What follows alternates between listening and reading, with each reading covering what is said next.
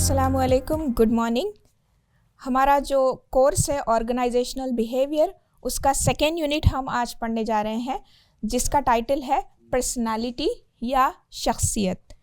हम लोग इससे पहले हम लोग एक क्विक रिवीजन कर लेते हैं जो हमने फर्स्ट यूनिट में पढ़ा है। फर्स्ट यूनिट में हमने इंट्रोडक्शन देखा है ऑर्गेनाइजेशनल बिहेवियर का, कि ऑर्गेनाइजेशनल बिहेवियर मैनेजर्स को पढ़ना क्यों ज़रूरी है। हम हमेशा इस नज़रिए से पढ़ेंगे कि हम मैनेजमेंट में हैं। देर आर टू पर्सपेक्टिव्स जहाँ से हम ये चीज़ पढ़ सकते हैं ऑर्गेनाइजेशनल बिहेवियर। एक तो एम्प्लॉयज़ के पर्सपेक्टिव से, दूसरा एम्प्लॉयर्स के पर्सपेक्टिव से। But since we are all students of management, we always assume कि हम किसी न किसी टाइम लीडरशिप या मैनेजरियल पोजीशंस में जाएंगे, तो हम दोनों पर्सपेक्टिव से ये सारी चीज़ें पढ़ेंगे। तो हमने लास्ट टाइम जो फर्स्ट यूनिट पढ़ा था, इंट्रोडक्शन टू ऑर्गेनाइजेशनल बिहेवियर, उसमें हमने कुछ थियोरीज देखी थी, कुछ मॉडल्स देखे थे, और ये देखा था कि ऑर्गेनाइजेशनल बिहेवियर किस तरह मैनेजर्स से रिलेटेड है। क्यों हमें ऑर्गेनाइजेशनल बिहेवियर पढ़ना चाहिए? बस इसीलिए पढ़ना चाहिए क्योंकि हम किसी भी ऑर्गेनाइजेशंस में मशीन्स, सॉफ्टवेयर, हार्डवेयर के अलावा लोगों से हम इंटरेक्ट करते हैं, and people are the biggest asset to any organisation. जब लोग मौजूद होते हैं, they come with their own personalities, they come with their own mentalities, they come with their own separate lives from what they have apart from work. तो इनकी अपनी एक complete शख्सियत, एक ह्यूमन बीइंग को हम एम्प्लॉय करते हैं, नॉट जस्ट देयर स्किल्स और टैलेंट। तो इसीलिए हमें ऑर्गेनाइजेशनल बिहेवियर पढ़ना चाहिए, स्टडी करना चाहिए, ताकि हम लोगों को ठीक से हैंडल कर सकें। And at the end of the day हमारे बिजनेस का या हमारे ऑर्गेनाइजेशन का यही गोल रहेगा कि हम प्रॉफिट भी बनाएं और लोगों का वेलफेयर भी चाहें। तो this is a two way approach बोल सकते हैं कि हम लोगों का भी बेनिफिट देखेंगे और ऑर्गेनाइजेशन एज अ बिज़नेस का भी हम बेनिफिट देखेंगे। एंड नेक्स्ट उसी की कड़ी है कि नेक्स्ट चीज़ है पर्सनालिटी या शख्सियत, जो अब हम लोग आज के लेसन में देखेंगे। You don't work with people as they really are, you work with how they think, feel, react and how you do the same. इसका मतलब ये है कि हम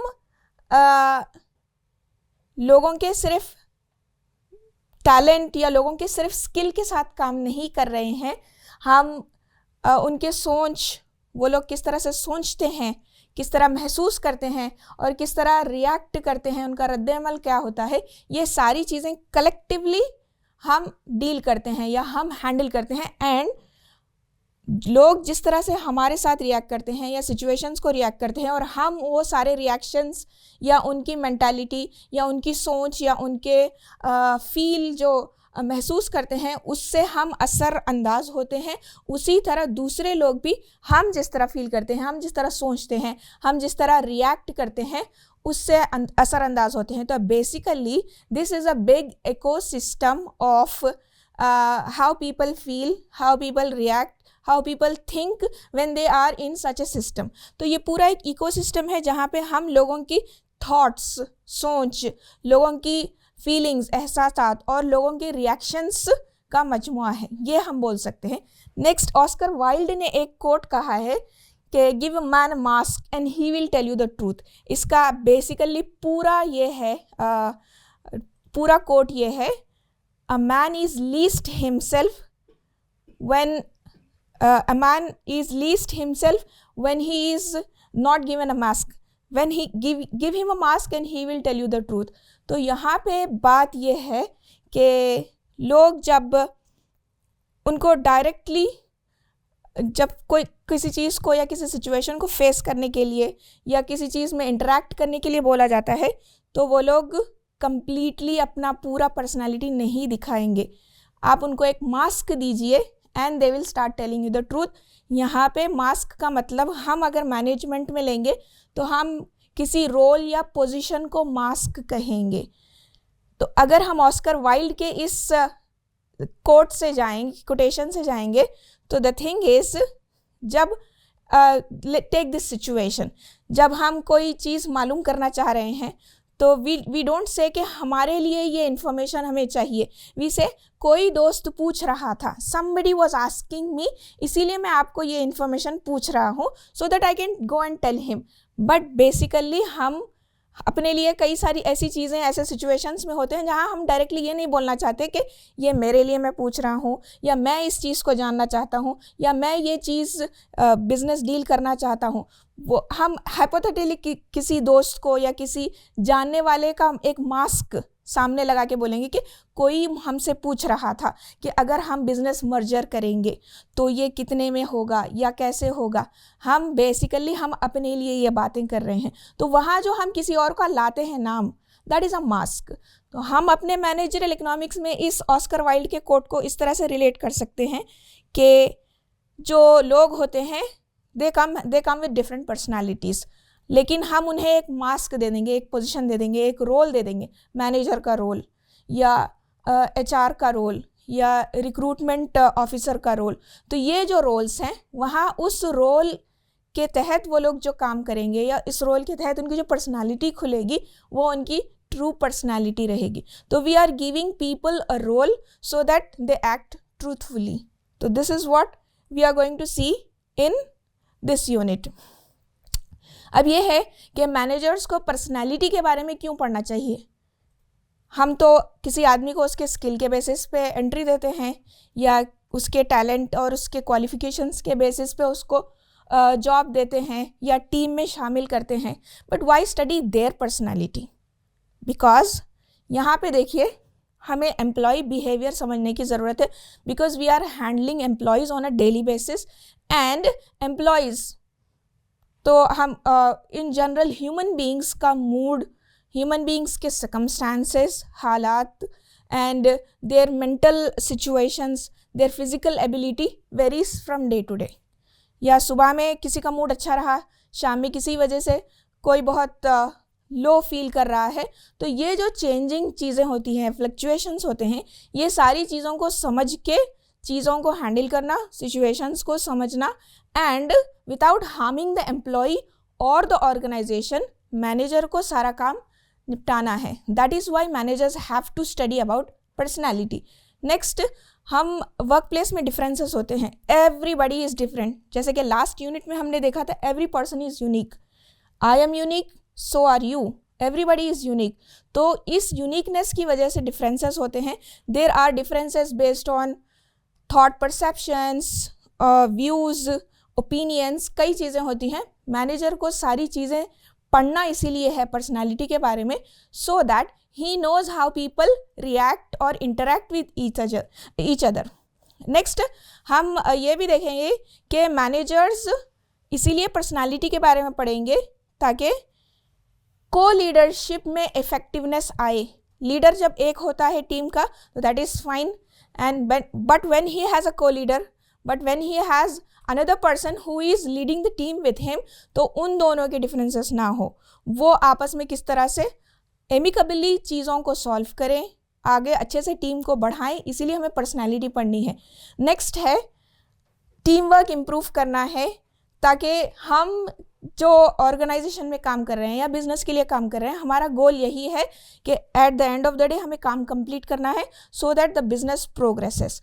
तो हमें ये देखना है कि लोगों का बिहेवियर कैसा है, कौन सी टीम में किसको रख सकते हैं, कौन सी टीम में किसको नहीं रख सकते हैं, so that we have a better team in the organization. And self को यहाँ सेल्फ आना चाहिए, सेल्फ को भी इम्प्रूव करना और दूसरों को भी इम्प्रूव करने के लिए हमें पर्सनालिटी पढ़ना चाहिए, ताकि हम अपने आप को भी और दूसरों को भी अच्छे से समझ सकें। अब इस यूनिट में हमें क्या क्या चीज़ें मिलती हैं या क्या क्या जवाब मिलेगा। क्वेश्चंस हमारे पास 5 है। हु एम आई, मैं कौन हूँ और मैं ऐसा क्यों हूँ, why am I like this. उसके बाद मैं दूसरों से किस तरह से मुख्तलिफ हूँ, दूसरे मुझसे किस तरह से मुख्तलिफ है, एंड दूसरे लोग मुझे कैसे देखते हैं, how do others see me, वो लोग मेरे बारे में क्या सोचते हैं, how do they perceive me, उनके जहन में मेरा क्या इमेज है, and how do we interact. ऐसे अलग अलग लोग एक जगह काम करते हैं तो कैसे इंटरैक्ट करते हैं आपस में। ये सारे क्वेश्चंस इस यूनिट में हमें उसके आंसर्स मिलेंगे और यही हमारे लर्निंग ऑब्जेक्टिव्स भी हैं। आप देख सकते हैं, these are our learning objectives. शख्सियत का मफहूम समझना है, उसकी तारीफ समझना है और तंजीमी कारकर्दगी पे इसका असर क्या होता है, पर्सनालिटी का इफ़ेक्ट ऑर्गेनाइजेशनल वर्किंग पे कैसे होता है। उसके बाद हम कुछ मॉडल्स देखेंगे, बिग 5 मॉडल है, MBTI मॉडल है, शख्सियत के मॉडल्स हैं और ये जो क्लासिकी व्यूज़ हैं और मॉडर्न व्यूज़ हैं पर्सनालिटी पे, वो हम किस तरह मिला के इंटीग्रेट करके हमारे ऑर्गेनाइजेशन को कैसे बढ़ा सकते हैं। एंड आज का ये ओवरव्यू है। This is the list of topics we are going to see in this unit. तो हम आहिस्ता आहिस्ता एक एक चीज़ की तरफ बढ़ेंगे। अब फॉर्मली अगर हम देखेंगे पर्सनालिटी क्या चीज़ है, पर्सनालिटी एक कंप्लीट शख्सियत, full human being which he gets with him. Personality मतलब उनका आउटलुक, पर्सपेक्टिव, सोच, how people react, how people are sensitive to the environment, ये सारी चीज़ें हैं। हम एक दफ़ा ये पढ़ लें, शख्सियत इंसानी वजूद का वो मुनफरिद और मरबूत पहलू है जो फ़र्द की सोच, जज्बात, रवैये और दूसरों के साथ तामीलात को मुतय्यन करता है। और ये सिफ़ात, रवैये, आदत और नफ्सियाती रुझानात का ख़ास मजमुआ है जो एक फ़र्द को दूसरे से मुमताज़ बनाता है। हम जो यूनिकनेस की बात कर रहे थे वहाँ पे यूनिकनेस आती है। इवन जो एक ही घर के बच्चे होते हैं, भाई बहन, वो लोग खुद अपने आप में यूनिक होते हैं। No two people are alike. दो लोग साथ में पलते हैं, बढ़ते हैं, एक ही क्लास में बैठते हैं, but still they have a lot of differences due to a lot of factors जो हम आगे देखेंगे। Personality is composed of 3 elements, the id, the ego and the superego, which work together to influence behavior. ये चीज़ Sigmund Freud ने बताई है। Sigmund Freud was a psycho analyst बोल सकते हैं या साइकोलॉजिस्ट बोल सकते हैं। ये लोग साइंटिस्ट थे जिन्होंने ह्यूमन साइकोलॉजी पे काम किया हुआ है। ये जो नाम है, we are getting to know a lot of names in this unit. पहला नाम हम लोग देख रहे हैं सिगमंड फ्रॉइड। इस चीज़ को बहुत सारे लोग प्रोनाउंसिएशन में गलती करते हैं, तो हम लोग देखेंगे ये, इसको ऐसा लिखिए लेकिन ये फ्राइड हो जाएगा। Fried, we are not talking about food here, तो हम इसको ऐसा लिखेंगे।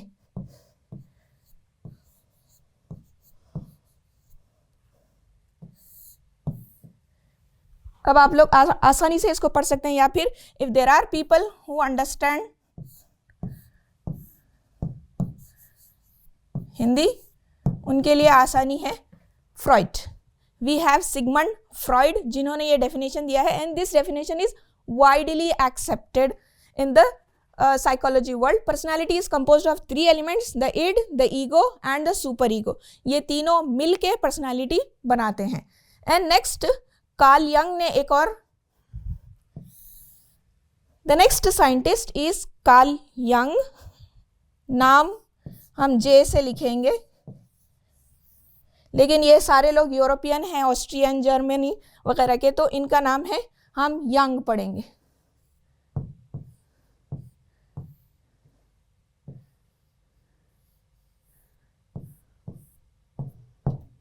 सो this is how we say Carl Jung. तो कार्ल यंग ने बताया कि personality is a supreme realization of the innate idiosyncrasy of a living being. It is an act of high courage flung in the face of life, the absolute affirmation of all that constitutes the individual. ये दोनों का मतलब यही है कि personality बहुत सारी चीज़ों से मिलके बनती है। कुछ नेचुरल होता है, बायोलॉजिकल फैक्टर्स होते हैं अंदरूनी, और फिर कुछ बाहरी फैक्टर्स होते हैं। ये सारे मिलके एक इंसान की पर्सनैलिटी शेप होती है।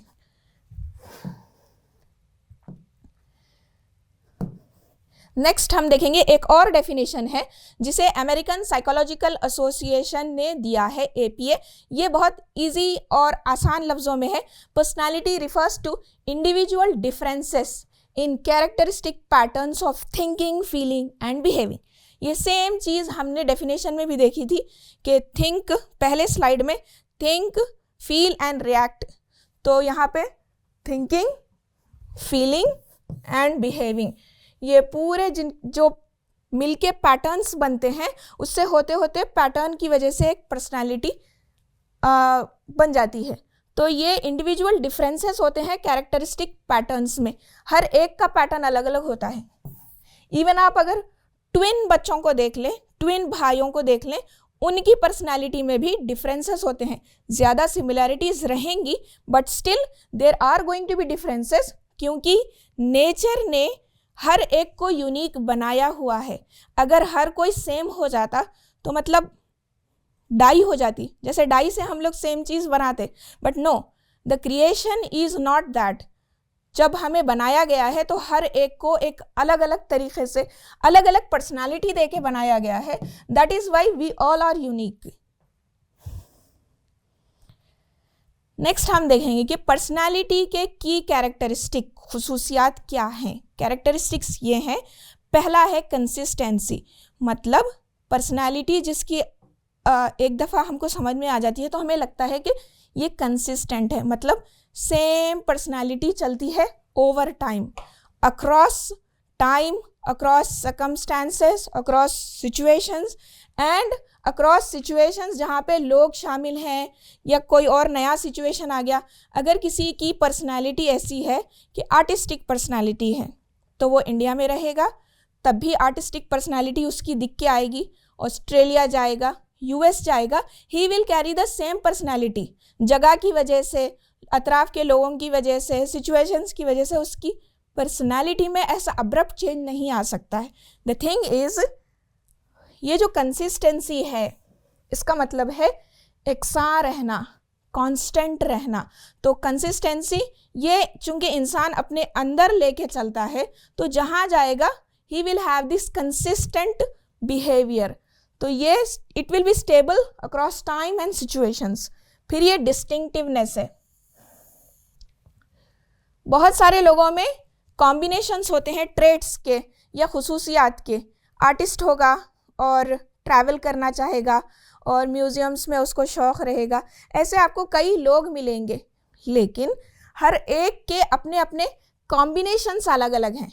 एक दूसरा आदमी होगा, वो भी आर्टिस्टिक होगा, उसको भी ट्रैवल करना पसंद होगा, लेकिन उसको शायद म्यूज़ियम्स पसंद नहीं होंगे, उसको रीडिंग पसंद होगी, या जो ऐसी चीज़ें हैं ये कॉम्बिनेशंस होते हैं। तो ये जो ट्रेट्स के कॉम्बिनेशंस हैं, या फिर ऐसे ही आर्टिस्टिक लोग ट्रैवलिंग पसंद करते हो, एक बहुत खामोश तबीयत का होगा, दूसरा बहुत बातूनी होगा।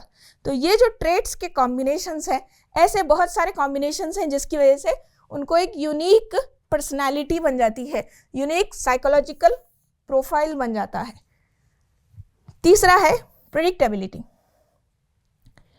प्रेडिक्टेबिलिटी का मतलब है हम अगर लोगों को थोड़ा सा ऑब्जर्व करें तो हमें ये मालूम हो जाएगी कि आइंदा या अगले स्टेप में वो किस तरह से बिहेव करने वाले हैं। हम लोग बहुत बार ऐसा होता है सिचुएशंस में बोलते हैं, अरे नहीं नहीं उनको ऐसा मत कहिए, वो गुस्सा हो जाएंगे, या फिर चलेगा इनको बोल देंगे, इनको ये काम करने को दे देंगे, कर लेंगे। तो ये जो चीज़ है आपकी, आप यहाँ बैठ के फ्यूचर के बारे में प्रेडिक्ट कर रहे हैं, दैट इज़ कॉल्ड प्रेडिक्टेबिलिटी। और हम किस तरह से फोरकास्ट कर रहे हैं, हम किस तरह से जान रहे हैं कि ये इंडिविजुअल्स इस सिचुएशन को रिस्पॉन्ड करेगा, इसकी वजह से। ये जो पैटर्न्स हमें मालूम हुए हैं, कुछ दिन के बाद में हम लोगों के पैटर्न समझ जाते हैं, कुछ दिन के बाद में लोगों की पर्सनालिटी हमें समझ में आ जाती है। हालांकि हम उसमें कोई साइंटिफिक और टेक्निकल चीज़ नहीं कर रहे हैं, हम सिर्फ लोगों के साथ रह रहे हैं और हमें अंदाज़ा हो जाता है कि आइंदा इस सिचुएशन में वो किस तरह से रिस्पॉन्ड करेंगे। लास्ट है इंटीग्रेशन। मुख्तलिफ अलग अलग टाइप के ट्रेट्स, अलग अलग टाइप के पैटर्न्स, या फिर मल्टीपल ट्रेट्स जिसको हम बोलेंगे, आपस में इंटरैक्ट करते हैं। और मतलब एक पर्सनालिटी में हमारे पास अगर है कि वो आर्टिस्टिक है, ट्रैवलिंग पसंद करता है और रीडिंग करना चाहता है, रीडिंग पसंद करता है, he is an avid reader, तो ये अलग अलग ट्रेट्स अलग अलग स्लॉट्स में नहीं रहते हैं। They all are combined and then form a cohesive whole. Cohesive मतलब एक जामे, पूरा एक होल ह्यूमन बीइंग बनता है और उससे उसकी पर्सनालिटी शेप होती है. So this is what are the key characteristics of personality. Next है, हम पर्सनालिटी को डिटर्मिन कैसे करते हैं. हम इसको डिटर्मिनेंट्स ऑफ पर्सनालिटी या शख्सियत को तश्कील देने वाले अवामिल कहेंगे. हमारे पास 5 डिटर्मिनेंट्स हैं. आपकी टेक्स्ट बुक में हो सकता है 1-2 एक्स्ट्रा होंगे, यहाँ पे मैंने उसको जोड़ दिया है और मैंने 5 बनाए हैं. You can definitely use the SLM material और आप साथ लिख सकते हैं. पहला है हेरिडिटी. हेरिडिटी का मतलब है जो हमें अपने पेरेंट्स से मिलता है. बायोलॉजिकल जो हमारे पास DNA आता है या जीन्स होते हैं उसको हम हेरिडिटी कहेंगे. और ये जेनेटिक इनहेरिटेंस, इसका एक नाम है जेनेटिक इनहेरिटेंस, जहाँ पे हमको जीन्स से वो शख्सियत के ट्रेट्स मिलते हैं. फॉर एग्जाम्पल, अगर कोई एक if there is a person who has leadership qualities, तो maybe his son or his child may get those leadership qualities in his genes. लेकिन like since we are in a management class, हम लोग बोलते हैं कि leaders are not born, they are made. So ये जो हम traits की बात कर रहे हैं, anything genetic, जैसे कि किसी को रीडिंग का शौक़ है तो आप देख सकते हैं कि हो सकता है उनके पेरेंट्स को भी रीडिंग का शौक़ होगा. तो हम ये बोल रहे हैं कि पर्सनैलिटी का हिस्सा बनता है हेरिडिटी की वजह से, जीन्स की वजह से. Next is family environment. Family environment ऐसा है जिस माहौल में वो पला बड़ा है, जिस माहौल में ह्यूमन बीइंग आगे बढ़ा है या जिस माहौल में उसने अपना बचपन और अपना अडल्टहुड गुजारा है, उससे बहुत सारी चीज़ें शेप होती हैं उसकी पर्सनालिटी के. अर्ली फैमिली एक्सपीरियंसेस की वजह से इमोशनल पैटर्न्स चेंज होते हैं. जैसे कि घर में बहुत काइंडनेस और लोगों के साथ अच्छा रवैया के साथ अगर पेश आया गया तो बच्चे के अंदर भी एक इमोशनल सेंसिटिविटी कहेंगे, एक अच्छा काइंडनेस या फिर दूसरों के साथ हमदर्दी का जज्बा पैदा होगा और ये एक पैटर्न बनता जाता है. एंड जो चीज़ फैमिली में उसने देखी वही चीज़ वो बाहर आके भी सबके साथ बिहेव करेगा. और अगर इसका ऑपोजिट रहा किसी के साथ, if somebody has had an abusive childhood, या फिर उन्होंने घर में मारपीट का माहौल देखा है या फिर घर में बहुत सख्ती का माहौल देखा है, तो फिर वो चीज़ पर्सनालिटी का हिस्सा बन जाती है और वो अपने सारे सोशल ट्रांजैक्शंस में वो कैरी करता है. तो ये जो फैमिली एनवायरनमेंट है, this is the next. Then is the culture. Culture का मतलब हम जिस कल्चर का हिस्सा हैं, हम यहाँ इंडियन कल्चर का हिस्सा हैं. Culture also shapes lot of factors in our personality. हमारे पास कल्चर में हम बोलेंगे कि हमारे पास मशरिक़ी कल्चर है, तो वो जितने भी नॉर्म्स रहेंगे सोसाइटी के अनस्पोकन रूल्स रहेंगे, ये सारा ऑटोमेटिकली हमारी पर्सनालिटी का हिस्सा बन जाता है. अब हम कल्चर अगर देखेंगे तो यहाँ इंडिया से कोई एक बच्चे को उठा ले और यूरोप से किसी बच्चे को उठा ले तो उनके दोनों में कल्चरल डिफरेंसेस रहेंगे and both of them will react to the same situation differently. अलग अलग रिएक्शन रहेगा उनको. सेम सिचुएशन अगर हम लोग देंगे तो उनका अपना कल्चर की वजह से उनकी जो पर्सनालिटी बन गई है, तो वो चीज़ उनके कल्चरल वैल्यूज़ और नॉर्म्स डेफिनेटली उसमें ज़ाहिर होंगे. Next is social factors.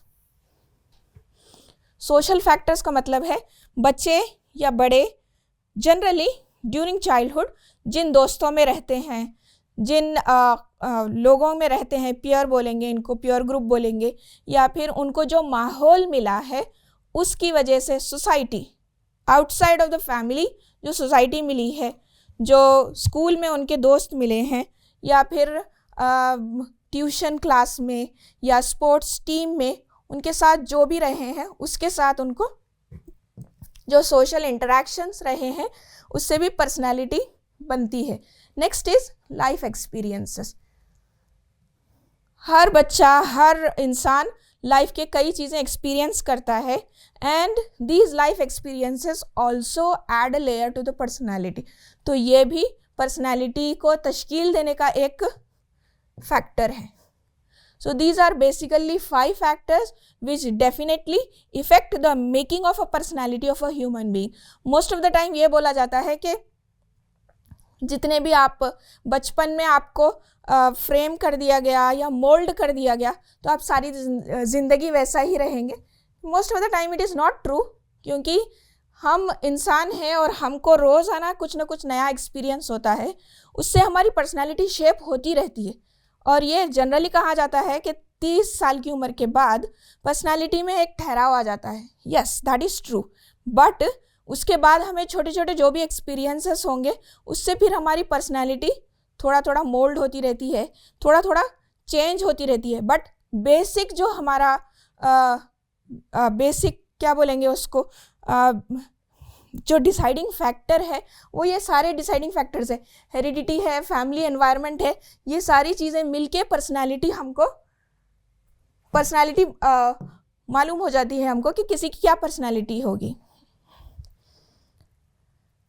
अब यहाँ पे है नेचर वर्सेस नर्चर।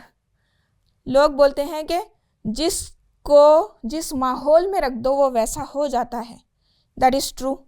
लेकिन और कुछ और लोग बोलते हैं कि जो जिस खसलत से पैदा हुआ है वो वैसा ही रहता है। Yes, that is also true.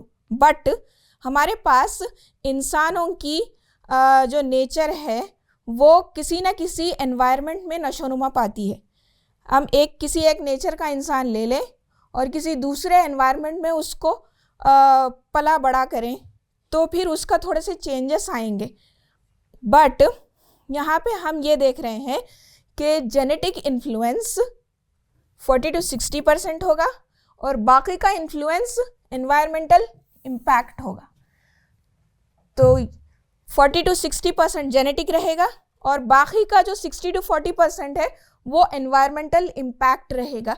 It depends. लेकिन हम जब बोलते हैं कि सिर्फ और सिर्फ नेचर आती है, नेचर गालिब आ जाती है, या फिर आपको इतनी ट्रेनिंग दी है आप क्यों इस तरह से कर रहे हैं, नो, इट हैपन्स कि नेचर और नर्चर, हमारी जो फितरत है और तरबियत है, दोनों मिलके हमारे बिहेवियर पे असर डालते हैं।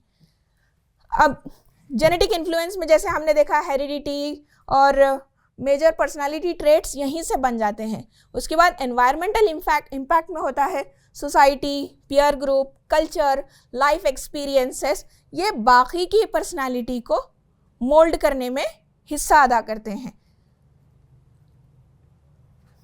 अब यहाँ पे ये है the interaction is by directional, मतलब सोसाइटी से हम मुतासिर होते हैं और सोसाइटी हमसे मुतासिर होती है। तो हमारी वजह से दूसरे लोग इफ़ेक्ट होते हैं और दूसरे लोगों की वजह से हम इफ़ेक्ट होते हैं। तो बेसिकली हम एक 2-वे स्ट्रीट पे हैं जहाँ पे सारी सोसाइटी एक दूसरे से मुतासिर होके एक एज अ होल पर्सनालिटी लोगों की क्रिएट हो रही है। नेक्स्ट हम देखते हैं कि पर्सनालिटी ट्रेट्स क्या होते हैं। अभी इससे पहले वाले स्लाइड्स में हमने देखी कि पर्सनालिटी ट्रेट्स कुछ एक चीज़ होती है। तो what are these personality traits, यहाँ पे इसका एक डेफिनेशन है। पर्सनालिटी ट्रेट्स जनरली इंडिविजुअल के कंटिन्यूअस बिहेवियर को बोलेंगे पर्सनालिटी ट्रेट्स। जैसे एक इंडिविजुअल है या एक आदमी है या एक पर्सन है जो बहुत ज़्यादा बातें करना पसंद करता है, तो वील से ही इज टॉकेटिव। एक जनरल हम स्टेटमेंट दे सकते हैं कि इनका ट्रेट है लोगों से ज़्यादा इंटरेक्ट करना, ज़्यादा बात करना, ज़्यादा मतलब सोशल रहना। और दूसरा एक पर्सन है who is somewhat shy in social situations, who does not talk much and जिनसे हम इंटरेक्ट करके सिर्फ हाँ ना हाँ ऐसा ही हम उनसे निकाल सकते हैं।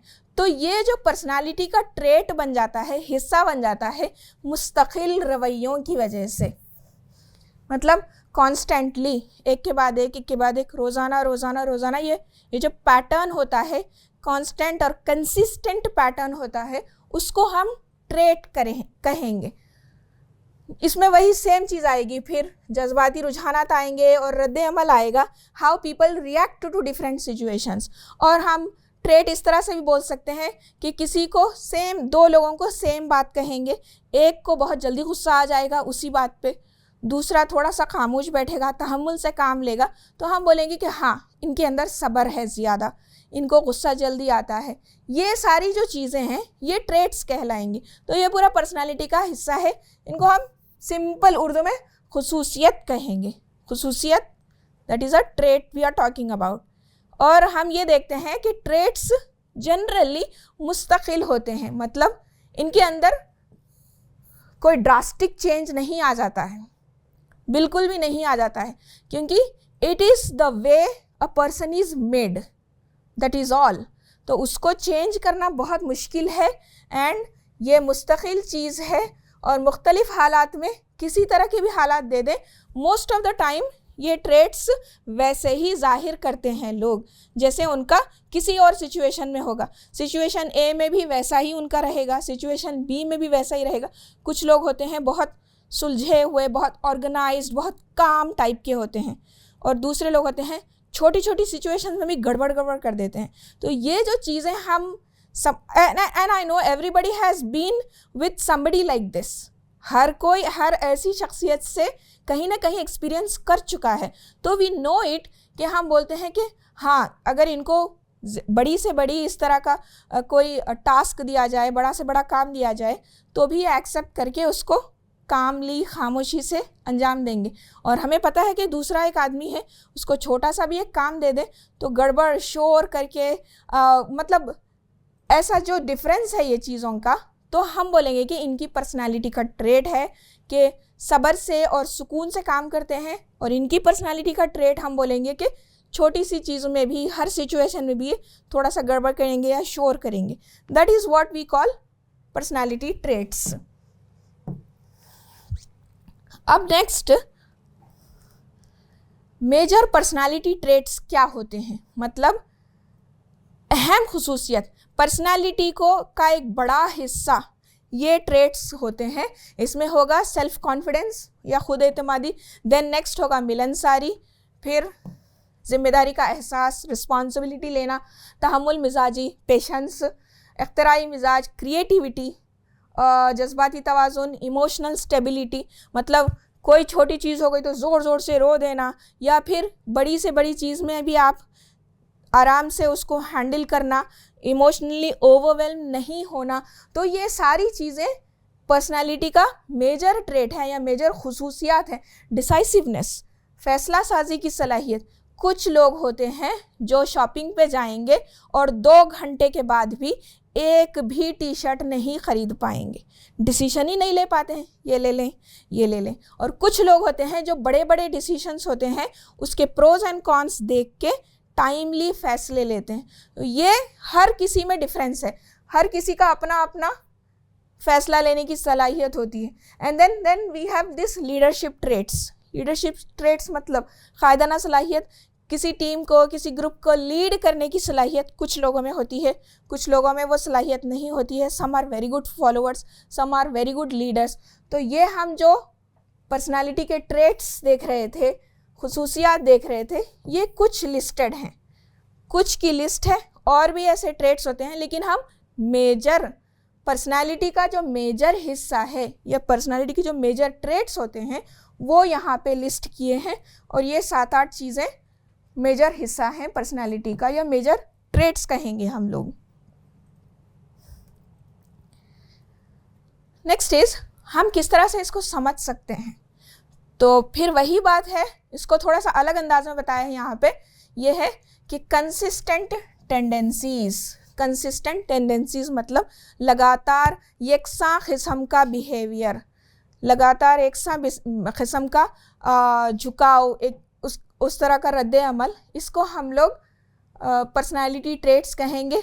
ट्रेट्स स्टेबल होते हैं, ये तो हमने देखा है।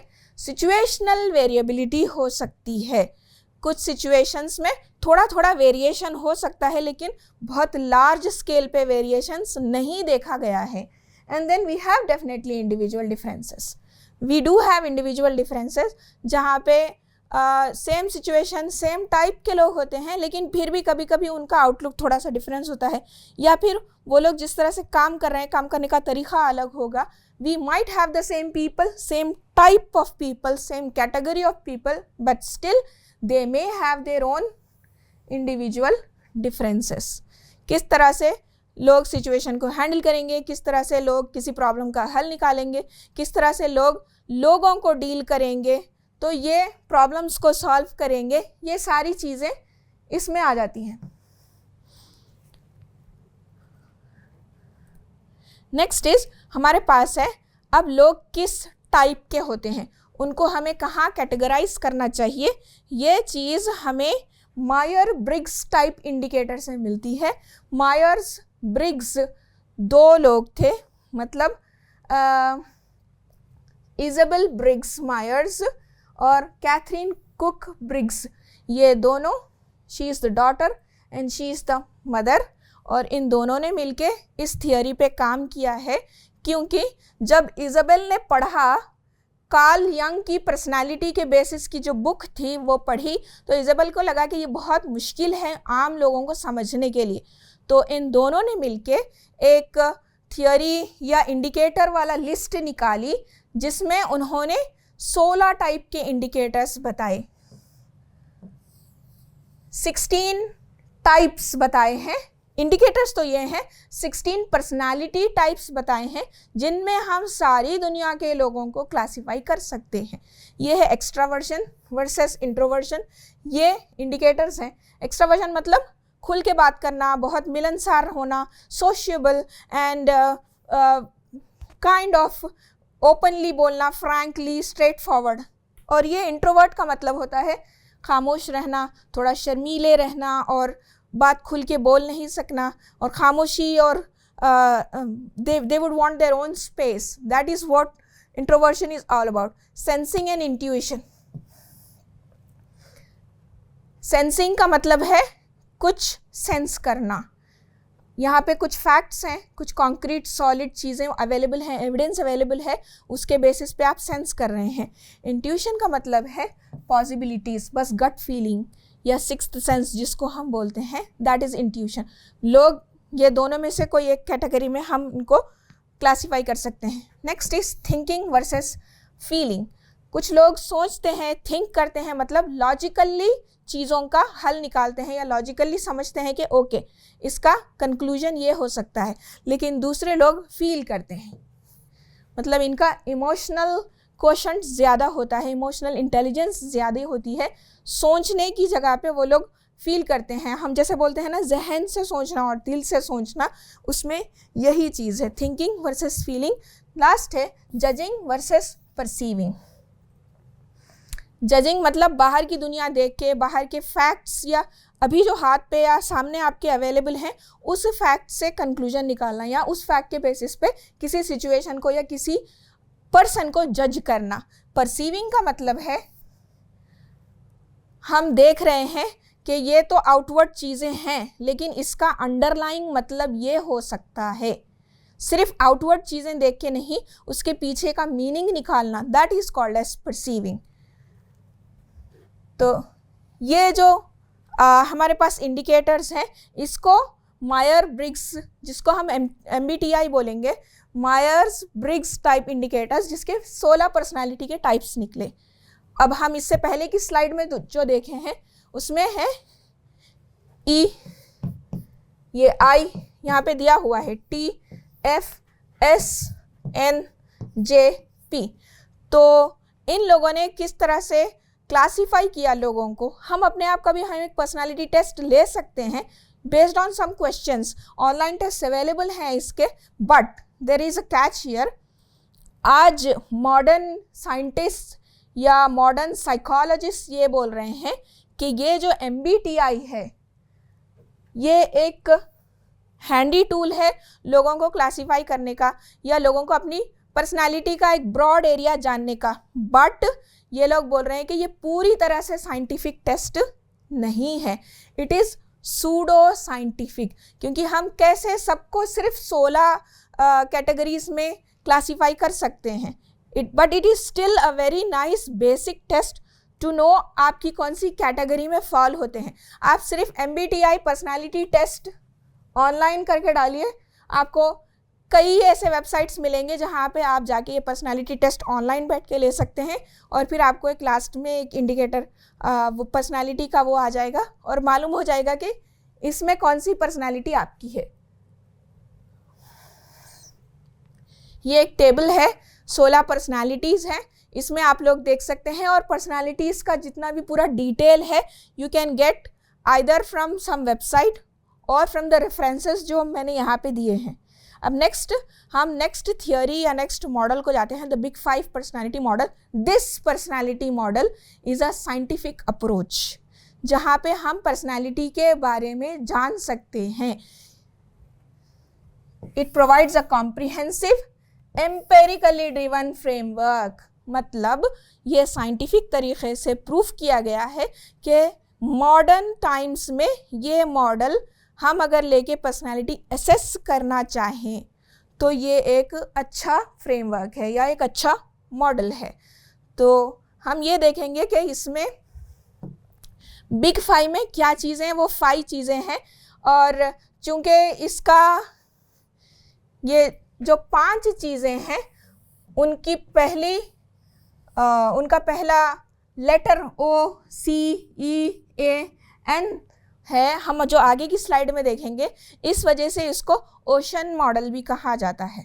5 factor model, big 5 personality model या ओशन मॉडल, इसके 3 नाम हैं। अब हम देखेंगे कि बिग 5 में 5 ऐसी कौन सी चीज़ें हैं जिसको हम बिग 5 बोलते हैं। पहला है openness to experience, consciousness, extraversion, agreeableness और न्यूरोटिसिज्म। तो हम अगर इसको देखेंगे क्लियरली, ओपननेस टू एक्सपीरियंस, आपको एक्सपीरियंस करने का कितनी विलिंगनेस है, आप कितने ओपन हैं किसी चीज़ को एक्सपीरियंस करने के लिए, ये एक चीज़ है। फिर दयानतदारी या जिम्मेदारी, आप कौन सी भी चीज़, कोई भी चीज़ जो आपको दी जाए उसको कितनी ईमानदारी से, कितनी ऑनेस्टी से, कितना अर्नेस्टली उसको कंप्लीट करेंगे या उसमें अपना ऑनेस्ट जहन लगाएंगे या अपने रिसोर्सेस लगाएंगे। Next is extraversion. एक्स्ट्रावर्जन वही है कि हम बाहर लोगों से किस तरह घुल मिल के रहते हैं, नॉट घुल मिलना। इंट्रोवर्ट्स और एक्सट्रोवर्ट्स सोशल हो सकते हैं, बट एक्स्ट्रावर्जन मतलब बहुत ओपन, बहुत बिना पूछे कुछ चीज़ें बताना, कुछ चीज़ें बोलना, मतलब हर एक में जल्दी जल्दी हर एक से मिल लेना, हर एक से बात कर लेना, हर एक से दोस्ती कर लेना, उसको हम एक्स्ट्रावर्जन कहेंगे। हम आएंगी एग्रीएबलनेस, मतलब आप किसी ग्रुप में काम कर रहे हैं, हम जाहिर सी बात है हम सोसाइटी की और ऑर्गेनाइजेशन की जब बात करते हैं तो we are always working in teams और ग्रुप्स।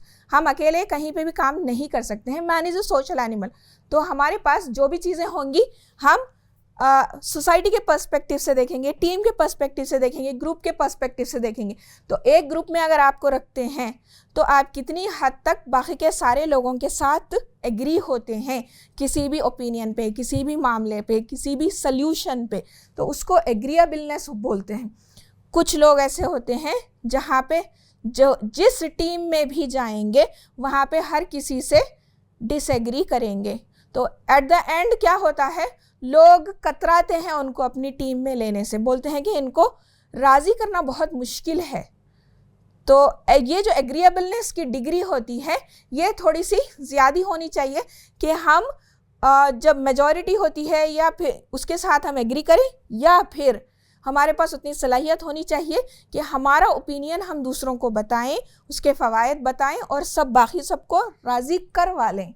ये है न्यूरोटिसिज्म, मतलब जज्बाती इस्तेहकाम। इससे पहले भी हम लोग देखे हैं इमोशनल स्टेबिलिटी, जहाँ पे लोग किसी भी सिचुएशन में किस तरह से इमोशनली स्टेबल होते हैं।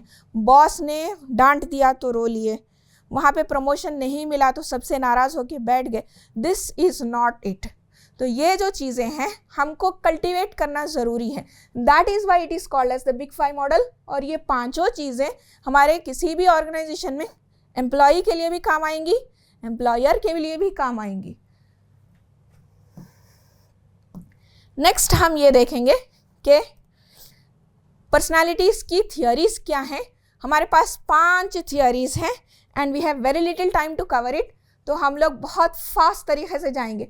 पर्सनालिटीज़ वही सेम चीज़, रवैयों, जहनी अमल और ज़ाती नशोनुमा जो होती है लोगों की, वो किस तरह से कंप्लीट होती है। तो 5 मॉडल्स ने इस चीज़ को जाहिर किया है। हम 5 मॉडल्स इसलिए पढ़ रहे हैं क्योंकि कोई एक सिंगल मॉडल पर्सनालिटी के सारे पहलुओं को कवर नहीं कर सकता है, इसीलिए हम 5 अलग अलग मॉडल्स देख रहे हैं किस तरह से ये 5 मॉडल्स पर्सनालिटी के डिफरेंट एस्पेक्ट्स को कवर करते हैं।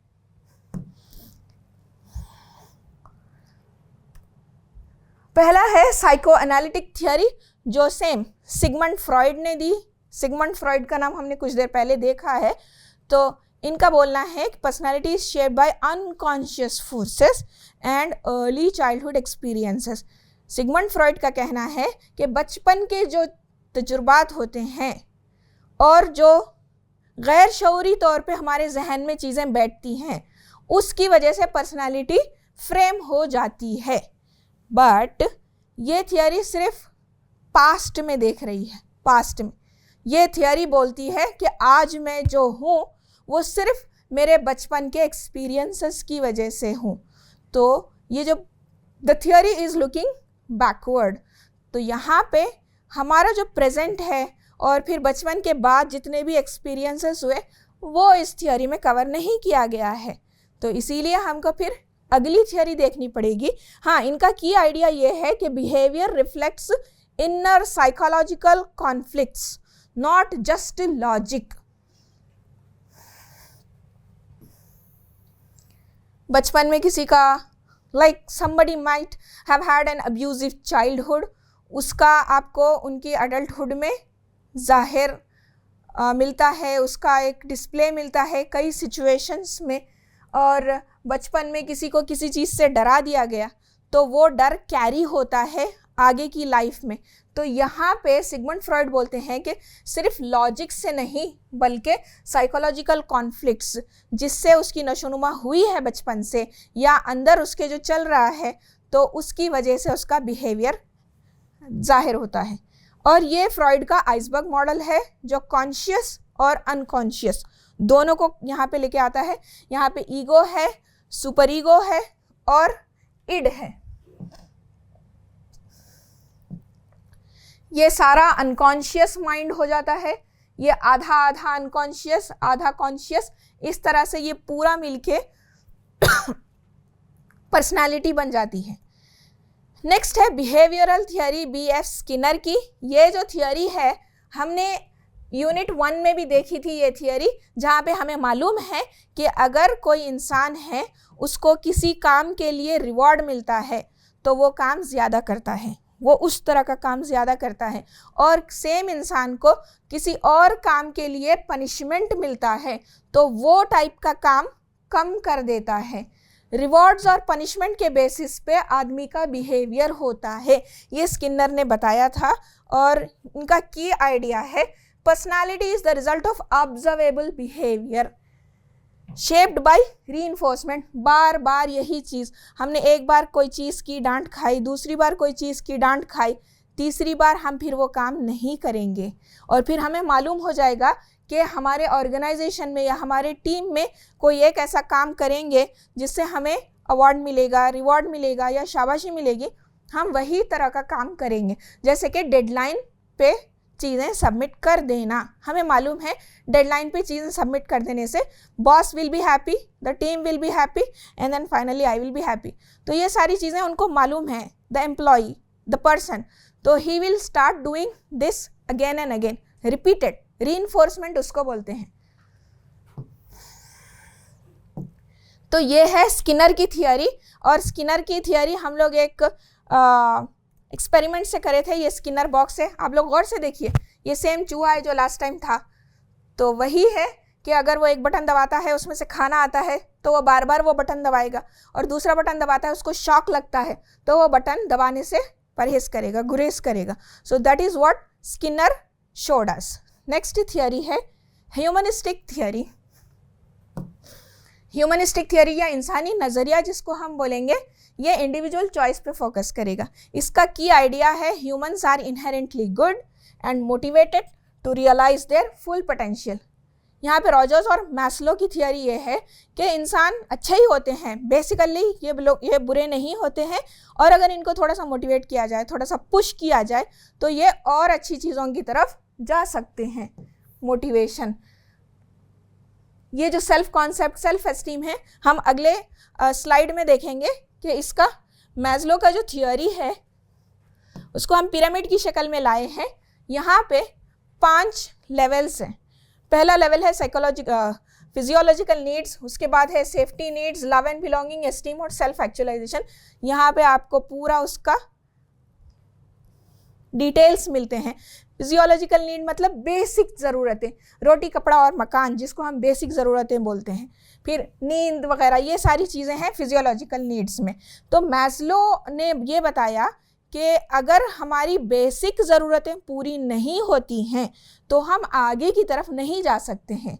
तो उसका यही मतलब है कि जैसे ही हमारी बेसिक ज़रूरतें पूरी हो जाती हैं हम अगले लेवल की तरफ बढ़ते हैं। फिर अगले लेवल की ज़रूरत पूरी हो जाती है तो हम उसके आगे की लेवल की तरफ बढ़ते हैं, फिर उसके आगे की लेवल की तरफ बढ़ते हैं। तो सेफ्टी नीड्स में ये चाहता है कि आदमी तंदुरुस्त रहे, सेफ रहे, सिक्योर रहे, एक फाइनेंशियल और सोशल स्टेबिलिटी मिल जाए, तो ये चीज़ हो गई। अब ये जब ज़रूरत पूरी हो जाती है तो आदमी चाहता है कि लव एंड बिलोंगिंग रहे, लोग उसको चाहें, सोसाइटी में एक्सेप्टेंस मिले, अफेक्शन मिले, और जहाँ पे लोग हैं, ग्रुप हैं, उसमें वो जाना जाए, पहचाना जाए, या लोग उसको चाहें, तो that becomes love and belonging needs. ये पूरा होने के बाद में उसको एस्टीम नीड्स रहते हैं, जहाँ पे वो चाहता है कि उसको रिकॉग्निशन मिले, पहचान मिले, लोग उसको पहचाने, लोग उसको जाने। तो this becomes the esteem needs, reputation, recognition, achievement. फिर उसके बाद लास्ट में आता है सेल्फ एक्चुअलाइजेशन। अगर ये एस्टीम नीड्स पूरी हो गई तो अब लोग चाहते हैं कि हम अपने आप को एक्चुअलाइज करें या अपने आप को रियलाइज करें। बहुत सारे लोगों को आपने देखा होगा, after they achieve a certain status in public में बहुत बड़ा नाम हो गया, रिकॉग्निशन मिल गया, उसके बाद वो लोग अपने आप को ढूंढने के लिए निकलते हैं। That happens most of the time, क्योंकि उनको ये सारी नीड्स कंप्लीट हो गई। नीड्स जो ज़रूरतें हैं ये कंप्लीट होने के बाद नेक्स्ट की तरफ जो आदमी जाता है उसमें सबसे लास्ट में है सेल्फ एक्चुअलाइजेशन नीड्स, जहाँ पे वो मतलब मीनिंग, पर्पस ढूंढने की कोशिश करता है। एंड बहुत ऐसे लोग हैं जो like I will give you a small example, many actors और many public figures take up some form of art, painting या पॉटरी या ऐसा कुछ आर्ट जहाँ पे उनको लगता है कि वो अपने आप को एक्सप्रेस कर सकें या अपने आप को रियलाइज़ कर सकें, एक्चुअलाइज कर सकें। ये वो दूसरे लोगों के लिए नहीं करते हैं, अपने आप का सेल्फ मीनिंग और पर्पस ढूंढने के लिए ये सब चीज़ें करते हैं, ताकि वो अपने पोटेंशियल को कंप्लीटली रियलाइज कर सकें। नेक्स्ट थियरी है इदराकी नज़रिया या कॉग्निटिव थियरी, जो जॉर्ज केली ने दिया। हम इसका की आइडिया देखेंगे।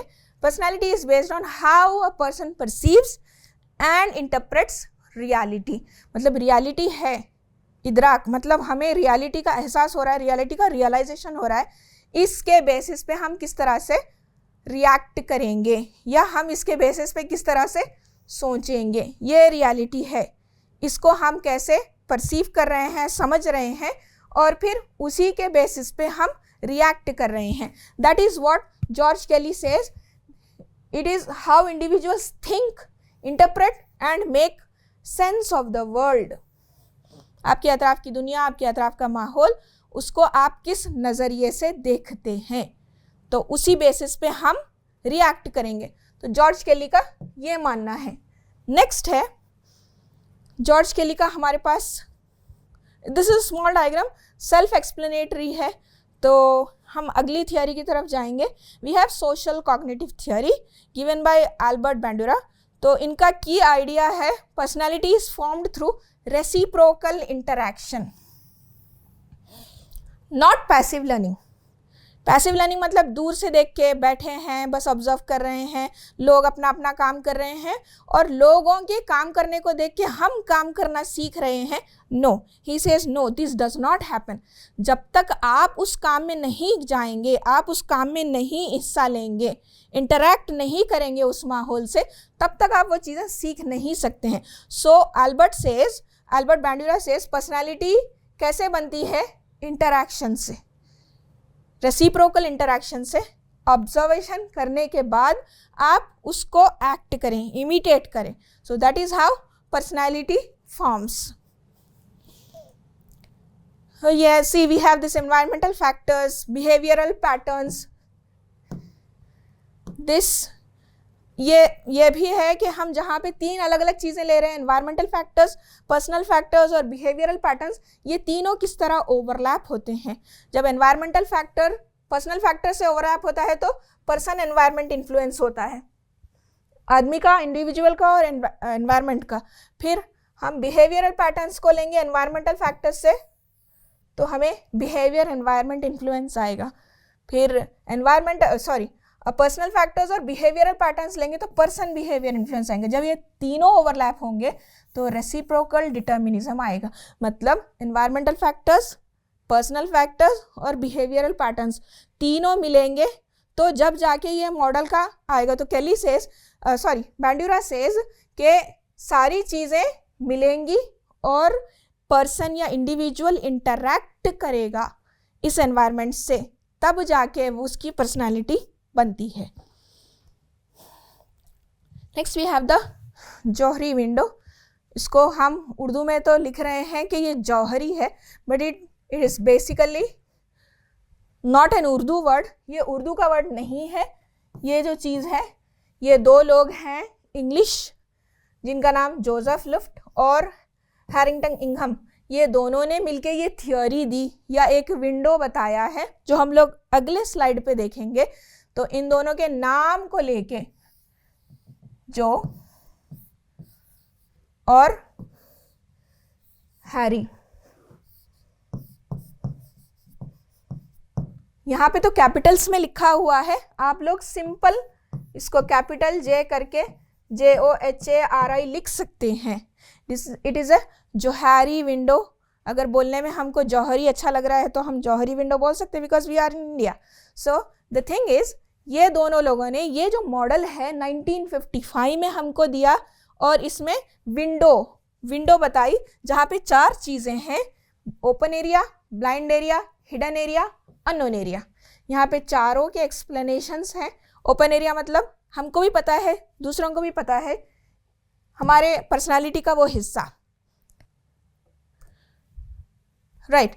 ओपन एरिया मतलब सबको पता है, us and others. Next is blind area, ये दूसरों को मालूम नहीं है, हमको मालूम है, हमको मालूम नहीं है, दूसरों को मालूम है। Hidden area is we know it, known to the self but not known to others. Unknown area का मतलब है किसी को भी नहीं मालूम है हमारी पर्सनालिटी का वो हिस्सा, हम खुद भी वाकिफ नहीं है और दूसरे लोग तो क्या ही वाकिफ होंगे। So this is given by Joseph and Harrington. तो ये पर्सनालिटी के 4 चीज़ें होती हैं और इस विंडो से हम ये जान सकते हैं कि हमारा पर्सनालिटी का कौन सा रुख लोग जानते हैं, हम जानते हैं या कोई भी नहीं जानते हैं। तो इनका भी अलग अलग टेस्ट मौजूद हैं। For fun you can take up these online things after this class is over. आप लोग ये सारी चीज़ें सर्च कर सकते हैं। Next and last topic is transactional analysis या तबादला जाती तज्जिया। तो ये जो ट्रांजैक्शनल एनालिसिस है ये 1950 में हो।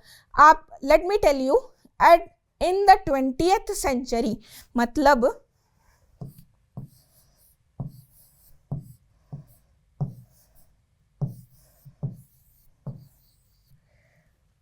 1901 से 2000 ईयर तक साइकोलॉजी और पर्सनालिटी पे बहुत सारे साइंटिफिक स्टडीज़ किए गए, बहुत सारे टेस्ट तैयार किए गए, बहुत सारे एनालिसिस किए गए, बहुत सारे मॉडल्स बनाए गए। So this is the 20th century, जिसमें सेम फिर से 1950 में ट्रांजैक्शनल एनालिसिस की का जो थियोरी है वो दी गई। It was given by Berne. और इसमें ये है, की आइडिया ये है कि many work place conflicts are interaction problems not task problems. हम एक टीम इकट्ठा करते हैं एज मैनेजर, हम 4 लोगों की एक टीम इकट्ठा करते हैं, जो 4 लोग भी बहुत उम्दा किस्म के लोग हैं, जो ये काम को जानते हैं, सब लोग इस काम को जानते हैं जो काम हमने उनको दिया है, बट काम पूरा इसलिए नहीं होता है क्योंकि इनके पास इंटरेक्शन के प्रॉब्लम्स हैं। ऐसा नहीं है कि वो काम नहीं जानते, they know how to do this task, but वो लोग आपस में सही इंटरेक्ट नहीं कर रहे हैं या फिर सही से बात नहीं कर रहे हैं, एक दूसरे की बात को काट रहे हैं, टाल रहे हैं। तो यहाँ पे ट्रांजैक्शनल एनालिसिस का मेन आइडिया ये है कि वर्क प्लेस के प्रॉब्लम्स इस वजह से नहीं होते हैं कि लोगों को काम नहीं आता है, इसलिए होते हैं मोस्ट ऑफ द टाइम कि इंटरेक्शन में मसला होता है, आपस के जो इंटरेक्शंस होते हैं वो सही तरीके से कंप्लीट नहीं होते हैं। यहाँ पे ये है कि जो 3 ईगो स्टेट्स हैं हमने देखे, उससे इंटरेक्ट करते हैं, एंड ये जो अलाइनमेंट है ईगो का, हमें अपना ईगो कम करके दूसरों से इंटरेक्ट करना पड़ेगा, तभी हम अपनी बात पहुंचा पाएंगे, तभी हम अपनी बात कह पाएंगे। तो कम्युनिकेशन की क्वालिटी उस पर डिपेंड करती है। अगर हमने अच्छा कम्युनिकेशन करना है, इसका मतलब ये है कि हमको अपना ईगो थोड़ा सा कम करना पड़ेगा, वर्क जो हमारा मकसद है उसके साथ अलाइन करके दूसरों के साथ बात करना पड़ेगा। हमारे पास भी एक बढ़िया आइडिया है, सामने वाले के पास भी बढ़िया आइडिया है, दोनों बेस्ट हैं फील्ड में और दोनों को एक ही टीम में डाल दिया गया। अब वो बोलता है कि मेरा आइडिया बेहतर है, ये बोल रहा है कि मेरा आइडिया बेहतर है, काम कुछ नहीं हुआ। और दूसरी एक टीम है जहाँ पे सिर्फ एक आदमी लीडर है, मतलब बेस्ट है, बाकी सारे एवरेज हैं, लेकिन उसने एक आइडिया पेश किया और फिर उसने सारे टीम वालों से फीडबैक लिया, सारों के ओपिनियंस इनकॉर्पोरेट किए और काम अपना सबमिट कर दिया। So now that is what this transactional analysis theory says कि वर्क प्लेस के जो कॉन्फ्लिक्ट्स हैं, ना इत्तेफाकियाँ हैं, that is because of interaction problems and not because कि आपको काम नहीं आता है। So this is what transactional analysis says. अब ये है ट्रांजैक्शनल एनालिसिस के ईगो स्टेट। पहला है पेरेंट ईगो स्टेट, जहां पे लोगों ने अपने पेरेंट्स या अपने बड़ों से, खानदान में जो भी बड़े होते हैं, पेरेंटल फिगर्स होते हैं, पेरेंट्स के साइड, दोनों side, mother side, father side, या जो भी बड़े लोग पेरेंटल फिगर्स जिसको हम कहेंगे, मामा, चाचा, ये सारे लोगों से हमें जो बिहेवियर्स और थॉट्स और फीलिंग्स हम सीखे हैं उसको हम पेरेंट ईगो स्टेट कहेंगे। फिर अडल्ट ईगो स्टेट वो है जहाँ पे हियर एंड नाउ, मतलब हमारा अपना एक्सपीरियंस रहा, अपना तजुर्बा रहा, हम क्या किस तरह से एक्सपीरियंस किए हैं, that becomes the adult ego state. Next is the child ego state. Child ego state मतलब बचपन में कुछ डर था किसी चीज़ से, बचपन का कोई ट्रॉमा है, बचपन का कोई ख़राब मेमोरी है, वो चीज़ रिप्ले होती है हमारे अब में, प्रेजेंट में। So that is called the child ego state. तो हम वही बिहेव करते हैं, वैसे ही बिहेव करते हैं जैसे हमने वहाँ पे बिहेव किया था। तो these are the 3 ego state in transactional analysis. Now we are coming to the end of this unit. तो हम कंक्लूजन कर लेंगे। हमारे की टेक अवेज हैं कुछ आज के लेसन के, आज के यूनिट के, जिसमें हमने पर्सनालिटी के बारे में पढ़ा। वो ये है, शख्सियत रवैये को मुतासिर करती है। कैसी पर्सनालिटी है उससे आपका बिहेवियर डेफिनेटली इफेक्ट होता है। दूसरा है, शख्सियत काबिल तश्कील होती है, जामिद नहीं होती है। मतलब एक दफ़ा पर्सनालिटी बन गई सो बन गई, पत्थर की लकीर। No, it is not like that. आप पर्सनालिटी को मोल्ड कर सकते हैं, आप पर्सनालिटी को बेहतर बना सकते हैं। तो personality is not fixed. Next है, खुद आही कामयाब ताल्लुकात की कुंजी है। अपने आप से आप आगाह हो, सेल्फ अवेयरनेस, आप क्या हैं, जो हमने पहले स्लाइड में देखा था, who am I, why am I like this. ये अगर आप मालूम कर लें, ये अगर आप जान लें, तो आपका रिलेशनशिप्स और परफॉर्मेंस बेहतर हो सकते हैं। Because human beings should always strive to become better. अगर हमने ये समझ लिया कि हम दी बेस्ट हो गए हैं, इसके बाद हमें कुछ सीखने की ही ज़रूरत नहीं है। वहाँ से डाउनफॉल शुरू होता है। But since we are human beings और हम द ग्रेटेस्ट क्रिएशन हैं, तो हमें हमेशा एक्सीलेंस, आगे की तरफ स्ट्राइव करना चाहिए। तो हम सेल्फ अवेयरनेस ज़्यादा रखें, खुद आगाही रखें, हम अपने आप को जानें ताकि आगे की चीज़ें अच्छी हों। नेक्स्ट इज तासुर उतना ही अहम होता है जितना कि नीयत। आपकी नीयत अच्छी थी लेकिन हमने बोल दिया कुछ और, लेकिन हमारा दिल बहुत साफ है, दिस डज नॉट हैपन। आपने जो तासुर दिया है वो भी आपकी नीयत की तरह ही है, तो वो तासुर भी अच्छा होना चाहिए। जब आप एक अच्छा माहौल या अच्छा इंप्रेशन क्रिएट करना चाहते हैं, आप बोलेंगे नहीं नहीं नहीं मेरे दिल में ऐसा कुछ नहीं है, बोल दिया हमने कड़वा लेकिन हमारा दिल बहुत अच्छा है, this does not work. Because तासुर या आपका आउटवर्ड बिहेवियर उतना ही अच्छा रहना चाहिए जितना आपकी नीयत अच्छी है। नेक्स्ट एंड लास्ट इज मुअस्सिर तामुल के लिए जज्बाती पुख्तगी की ज़रूरत होती है। हमारे पास इमोशनल मैच्योरिटी होनी चाहिए।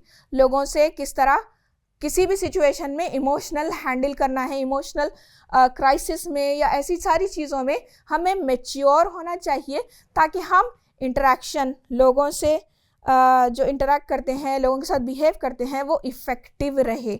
हम नहीं चाहते हैं कि हम जो बिहेव करें वो बहुत मीडियोकर या बहुत मामूली या एवरेज रहे। What we want as an organization, as managers and as employees or as team members is effective interaction.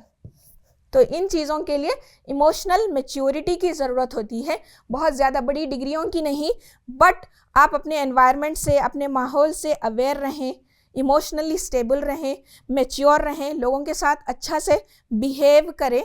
तो ये चीज़ें इंटरेक्शन को अच्छा बेहतर बनाती हैं। और ऑर्गेनाइजेशन के जो गोल्स हैं कि हमें बिजनेस में फ़ायदा कमाना है और लोगों को बेहतर पर्सन बनाना है, वो दोनों गोल्स पूरे होंगे इसमें।